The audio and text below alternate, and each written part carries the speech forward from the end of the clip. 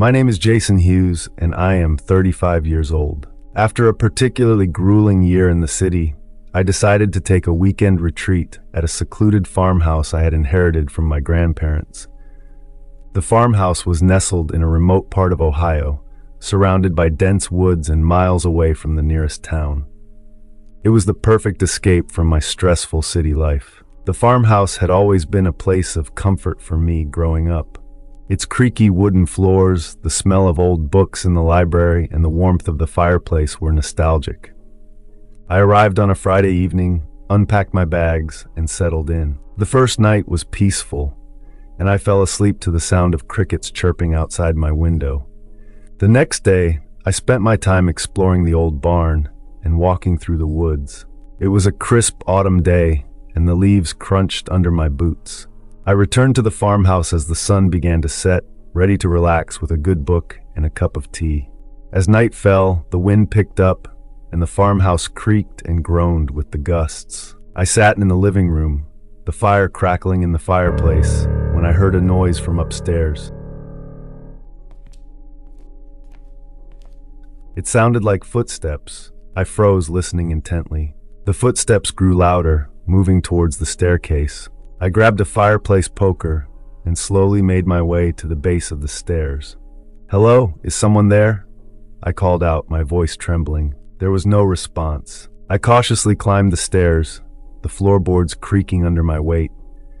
The hallway was dark, and the only light came from the moon filtering through the windows.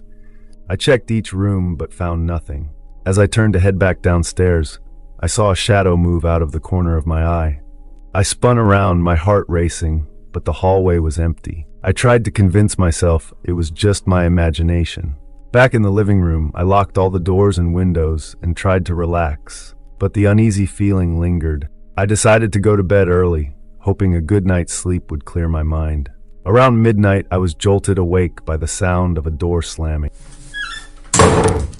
I grabbed my phone and the poker, my hands shaking. The noise had come from downstairs. As I crept down the stairs, I heard whispering, soft and unintelligible. It was coming from the living room. I peered around the corner and saw a man standing by the fireplace. He was tall, with wild hair and a crazed look in his eyes. He was muttering to himself, his back to me. I dialed 911, trying to stay as quiet as possible. 911, what's your emergency? There's a man in my house. Please hurry, I whispered. Stay on the line. Officers are on their way, the dispatcher replied. The man suddenly turned around, his eyes locking onto mine. He started towards me, and I backed away, my heart pounding. I ran up the stairs, locking myself in the bedroom. The man pounded on the door, shouting incoherently. The police arrived within minutes, bursting through the front door. I heard a struggle, then silence. An officer knocked on the bedroom door, and I opened it cautiously. "You're safe now. We've got him," the officer said, guiding me downstairs. The man was arrested and taken away. The police told me he was a local who had been living in the woods for years, surviving by breaking into vacant houses. But as they searched the farmhouse, they found something chilling. In the attic, there were old, faded photographs of my grandparents and a journal filled with ramblings about protecting the house. It seemed the man believed he was the house's guardian. The thought sent shivers down my spine. I left the farmhouse the next morning. Years later, my career had taken off, and the memory of that night had faded into the background of my mind. However, the need for a peaceful retreat called me back to the idea of the farmhouse. Despite my reservations, I decided to visit it once more. This time, I was determined to ensure my safety. I had a state-of-the-art security system installed, complete with cameras in every room and around the perimeter. Upon arrival, everything seemed in order. The nostalgia of the place once again washed over me, and I found myself slipping back into the comforting memories of my childhood. I decided to spend the first night setting up my belongings and getting reacquainted with the house. The first night was uneventful. The cameras showed nothing but the usual wildlife roaming the property. Feeling more at ease, I spent the next day exploring the woods and reminiscing about my childhood adventures. As dusk fell, I returned to the farmhouse, prepared for a quiet evening. As night deepened, the wind howled through the trees, and the farmhouse seemed to come alive with creaks and groans. I sat in the living room, the fire crackling once again, when I decided to check the security cameras. I pulled up the live feed on my phone and scanned through each camera view. That's when I saw it. In the camera covering the living room, there was a man standing near the wall, just out of the direct light. He was tall, with wild hair and a vacant, crazed look in his eyes. My heart pounded in my chest as I realized it was the same man from years ago. Panicking, I switched to another camera view, hoping to get a better look at him. To my horror, another man appeared on the screen, standing in the hallway upstairs. He was equally disheveled and had the same unsettling demeanor. How had they gotten in? I had locked all the doors and windows. I immediately called the police. 911, what's your emergency? The dispatcher asked. There are 2 men in my house. Please hurry, I said, my voice trembling with fear. Stay on the line.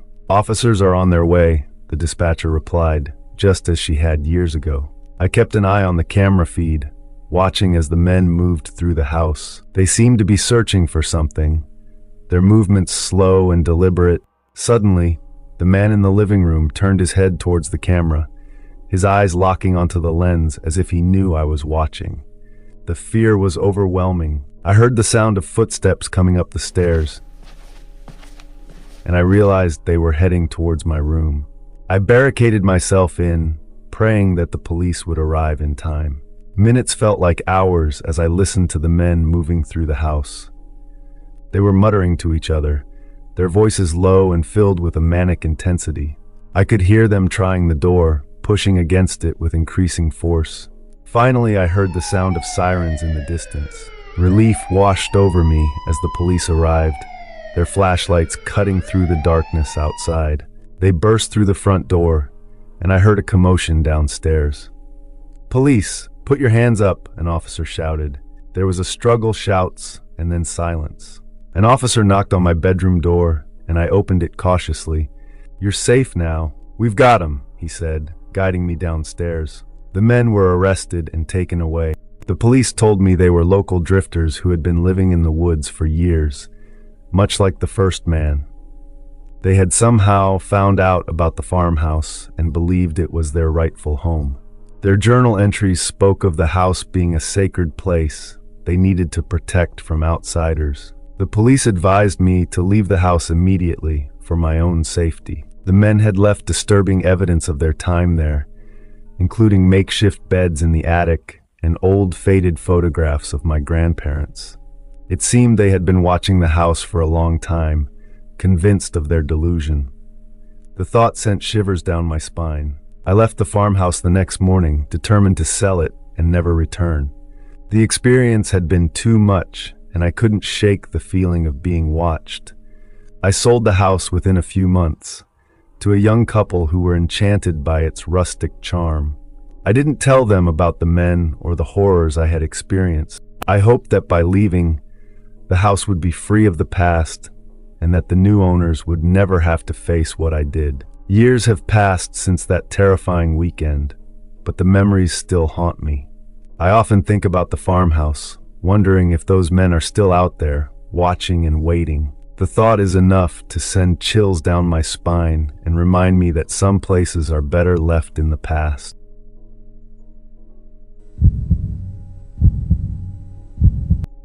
Working the night shift at an office building in New York City can be eerily quiet. It was around midnight, and I was the only one left on the floor. I had a deadline to meet, and the silence was both a blessing and a curse. The hum of the fluorescent lights and the occasional creak of the old building were my only companions. The building itself was ancient, with creaky floors and outdated decor that gave it a haunted vibe even during the day. But at night, it transformed into something much more sinister. The slightest noise would make me jump, but I tried to brush it off as my overactive imagination. I was deep into my work when I heard a faint tapping sound.